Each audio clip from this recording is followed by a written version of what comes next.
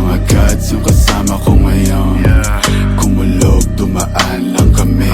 Ako na yung bahala kumana sa mga yan. Mga young gods masyadong busy na kasi para magpaabala, problema nyo na yan. Problema mo na yan. Sinabi ko sa'yo hindi kita kakilala. Ano ka ba? Ikaw na nga nagsabing iba yung dating ako. Wala, ako'y iba na.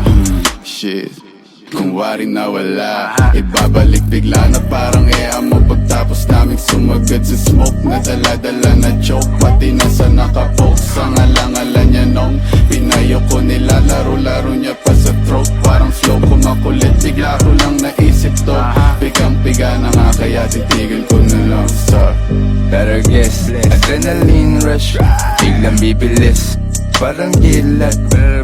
It's a must, gotta get the cash. All good pa din kahit di the same cause mga ups 50-50, napadami lately. Do my dance, habang sila hating.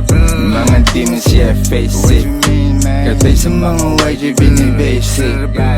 YG nasa third, wavy next to serve. Demons tryna flirt, make my money twerk. YG nasa third, wavy next to serve.